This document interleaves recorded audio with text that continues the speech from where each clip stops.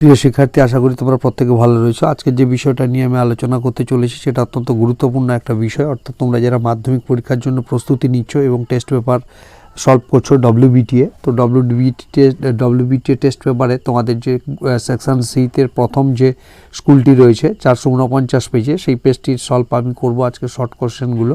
তো সেক্ষেত্রে এক এক করে প্রত্যেকটা স্কুলই আমি করাবো। এখনও বলবো চ্যানেলটিকে তোমরা যারা সাবস্ক্রাইব করনি অবশ্যই করে সাবস্ক্রাইব করে দিও এবং পাশে থাকা বেল আইকনটি ক্লিক করে দিও, যাতে এমন ভিডিও দেওয়া মাত্র তোমাদের কাছে নোটিফিকেশন সবার আগে পৌঁছে যায়।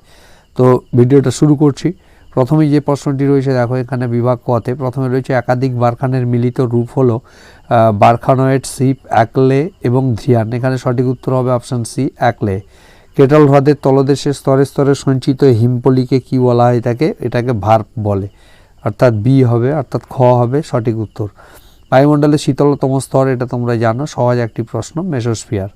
বিশ্ব ওজোন স্তর সুরক্ষা দিবস, এটা 16ই সেপ্টেম্বর।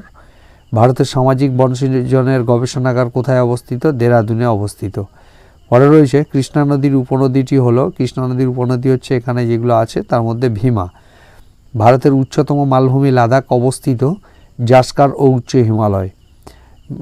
পরে রয়েছে ভারতের কফি গবেষণাগার যে রাজ্যে অবস্থিত, এটা হচ্ছে কর্ণাটকের চিকমাগালুর, কর্ণাটকেই অবস্থিত। এখানে রাজ্যের নাম দেওয়া আছে কেরালা, কর্ণাটক, তামিলনাড়ু, অন্ধ্রপ্রদেশ। সঠিক উত্তর কর্ণাটক। 2011 সাল পর্যন্ত ভারতে মোট জনগণনা হয়েছে কতবার? 15 বার। একটি অস্থানু শিল্পের উদাহরণ হলো বস্ত্রবয়ন শিল্প বা কার্পাস শিল্প, এটাকে বলে কার্পাস, বস্ত্রবয়ন শিল্প। পুনর্বীকরণ যোগ্য একটি বর্জ্য হলো প্লাস্টিকের বোতল। মিলিয়ন সিটের মানচিত্রের স্কেল কত? 1:10 লক্ষ। কোন শহরে ভারতের প্রথম মনোরেল চালু হয়? মুম্বাইতে। ক্যানারি স্রোত হলো একটি শীতল স্রোত। এই হলো ক বিভাগ, আপাতত শেষ হচ্ছে। এবার আসছি খ বিভাগে।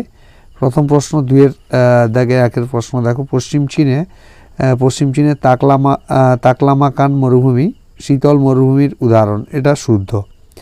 1840 সালে স্কনবি ওজোন গ্যাস আবিষ্কার করেন বা O3 গ্যাস, এটা অশুদ্ধ।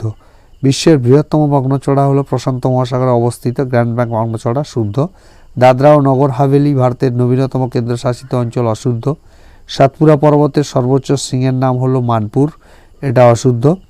শুষ্ক স্কাবারের সাহায্যে নির্গত ধোঁয়া থেকে অম্ল দূর করা হয়, এটা শুদ্ধ।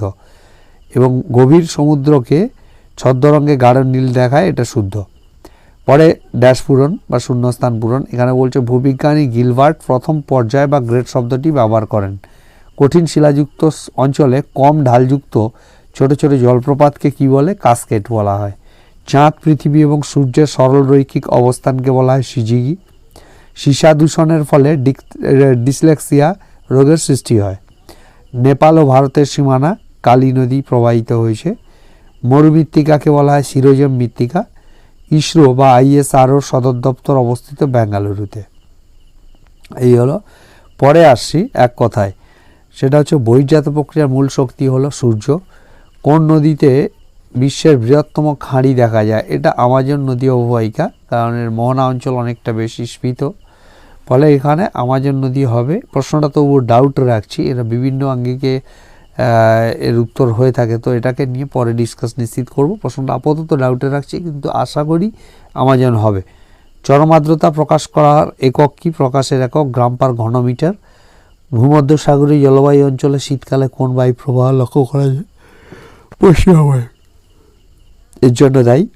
পরে আছে SAIL এর সদর দপ্তর অবস্থিত দিল্লিতে। ভারতের সর্বশেষ জনগণনা অনুযায়ী কোন রাজ্যে সাক্ষরতা সর্বনিম্ন? এটা সর্বোচ্চ বা সর্বাধিক রয়েছে কেরালা। আচ্ছা, সর্বনিম্ন এটা ভারতের সর্বশেষ জনগণনা অনুযায়ী সর্বনিম্ন সাক্ষরতার হার। আচ্ছা, এটা আমি বলছি একটু পরে, আমি এটাকে নিয়ে তোমাদেরকে বলে দিচ্ছি। পরের প্রশ্ন রয়েছে, কোনো রাজ্যে বনভূমির পরিমাণ সবথেকে বেশি? অরুণাচল প্রদেশ। NRS এর পুরো কথাটির অর্থ হলো ন্যাশনাল রিমোট সেন্সিং এজেন্সি। এরপরে রয়েছে দেখো, তোমাদের ডান দিক থেকে বাম দিক মেলানো। মাহিন্দ্রা অ্যান্ড মাহিন্দ্রা লিমিটেড পুনেতে অবস্থিত। বিমান তৈরির কারখানা নাসিক। ইয়াম্মা এসকর্ট, এটা হচ্ছে সুরজপুর। এবং কার্পাস বয়ন শিল্পকে, এটা মোটর গাড়ি নির্মাণ, ইয়াম্মা এটা কোম্পানি মোটর গাড়ি। এবং কার্পাস বয়ন শিল্প, এটা হচ্ছে কোরাপুট। এই পর্যন্ত হলো। আচ্ছা, এটা সর্বনিম্ন সাক্ষরতার হার সম্ভবত বিহার হবে, তো এটা আমি পরে চেক করে তোমাদেরকে বলে দিচ্ছি। আপাতত এই পর্যন্ত, দেখা হচ্ছে পরবর্তী ভিডিওতে।